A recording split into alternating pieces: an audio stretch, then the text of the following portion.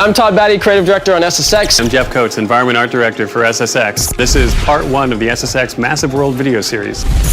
So starting with an interface inspired by Google Earth, there are 9 major regions around the world to select from. Within each one of those regions, there's multiple mountains, and on each one of those mountains, there's multiple drop points.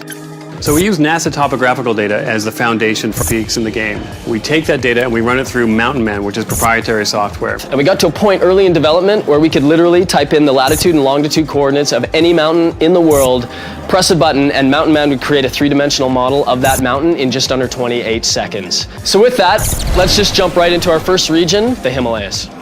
So the Himalayas are really about 2 very distinct different styles. At the lower altitudes, it's all about the Great Wall of China. You're going to be able to jump over that, ride down it, grind along the edge of it. The statues, the prayer flags, all things that give that region a unique sort of look. At the higher altitude, though, the Himalayas is one of the most gnarly, epic regions in the world. The deadly descent is something we call thin air. So here, the terrain is much more craggy and rough, and it makes it really difficult to get down the mountain quickly. But that's something you're going to be trying to do before you run out of oxygen. So the Himalayas overall have these 2 amazingly contrasting styles that we think make it an incredibly rich experience.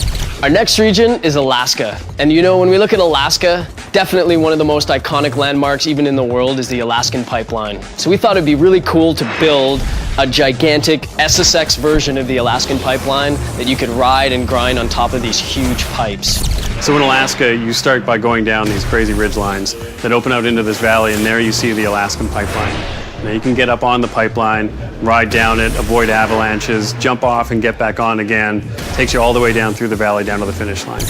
So in Alaska, you're literally going to have snow crumbling underneath of your board, and every run poses huge risks of avalanches.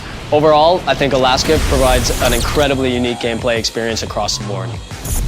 So next up, we have Siberia. You know, Siberia stands in stark contrast to the Himalayas and to Alaska. Definitely one of our darker environments.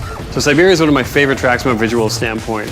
It's got a really oppressive, stormy feel to it. You'll be going down the mountain. When you come around the corner, you're going to come out into an abandoned nuclear plant. There's going to be lots of opportunities for big tricks, big air, all kinds of stuff. It's one of our widest maps. There are literally hundreds of different ways to get down the mountain. But we couldn't talk about Siberia without talking about ice, because that's what the deadly descent is in Siberia. And all of the maps and all of the tracks and all the mountains you're going to find in Siberia have very little snow. The ice definitely brings a completely unique wrinkle to the region of Siberia.